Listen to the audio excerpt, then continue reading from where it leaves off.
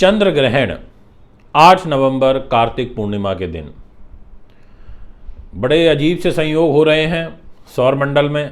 दिवाली से ठीक अगले दिन सूर्य ग्रहण था 25 अक्टूबर को, और इस बार कार्तिक की पूर्णिमा पर भी ग्रहण देखने को मिलेगा। ग्रहण तो शब्द से ही पता चलता है कि अच्छा तो नहीं है, इसका दुष्प्रभाव भी होता है, भूलोक भविष्य में भी प्रभाव होता है, और जिस राशि पर ग्रहण लगता है उस राशि पर तो विशेष रूप से प्रभाव देखने को मिलता है। जैसे इस बार ये जो 8 तारीख को नवंबर में ग्रहण लगने जा रहा है, ये मेष राशि के ऊपर लग रहा है।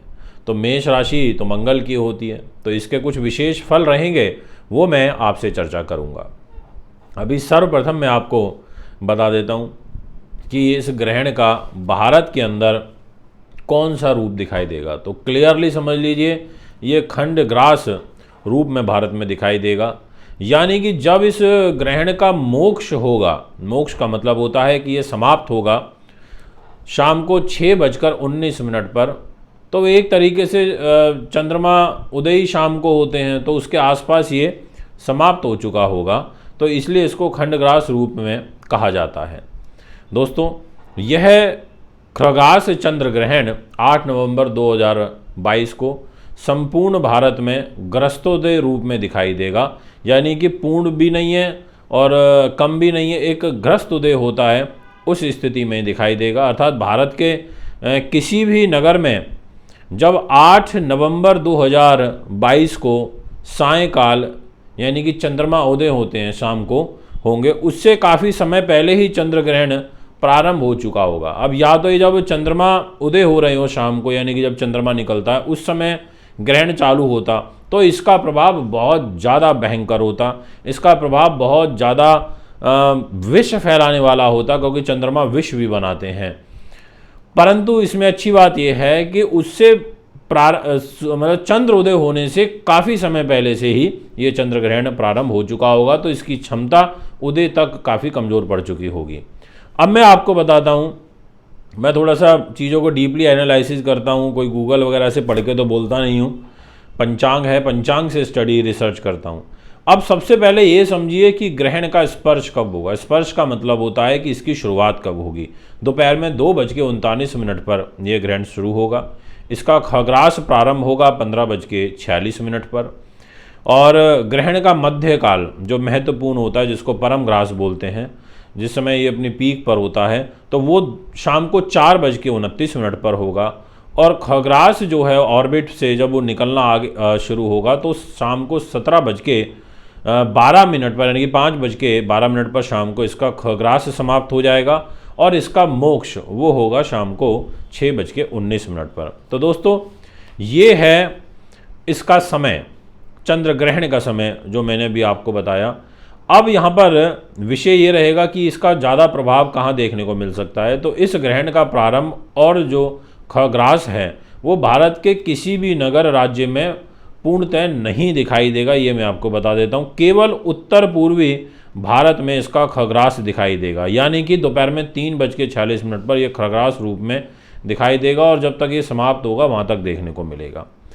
अब विषय आता है कि इस ग्रहण दौर के दौरान विशेष रूप से सूतक कब लगेगा। तो जैसा कि आप सभी को मैं पहले भी कई बार बता चुका हूँ ग्रहण की जानकारी में, कि 12 घंटे पहले सूतक लग जाता है। अर्थात इस ग्रहण का सूतक 8 नवंबर 2022 को प्रातःकाल जब सूर्य के उदय होंगे उसके साथ ही प्रारंभ हो जाएगा, और चंद्र ग्रहण का जो सूतक स्पर्श होगा वो 9 घंटे पूर्व माना जाता है। वैसे तो 12 घंटे पहले लग जाता है, पर ये 9 घंटे पहले चंद्र ग्रहण की कैलकुलेशन मानी जाती है। अब यहाँ पर आपको क्या करना है, विशेष रूप से जब ये चंद्र ग्रहण का सूतक प्रारंभ होगा, तो पूजा तो उस दिन नहीं की जा सकती है।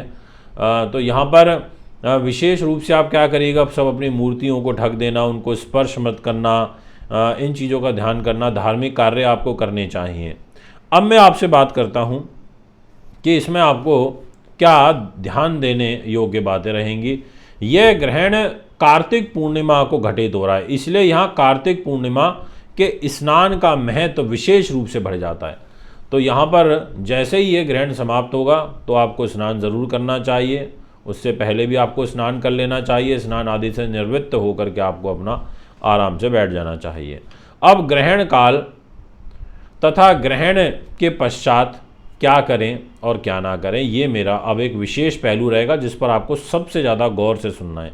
ग्रहण के सूतक में, ग्रहण काल में स्नान, दान, जप, पाठ, मंत्र जाप, मंत्र सिद्धि, तीर्थ स्थान, ध्यान, हवन, शुभ कृत्यों के संपादन करना अत्यंत कल्याणकारी होता है। अर्थात जब ग्रहण चल रहा हो तो उस समय पर आप ये चीज़ें कर सकते हैं, पर गर्भवती महिलाओं को अलाउ नहीं है बाहर निकलना।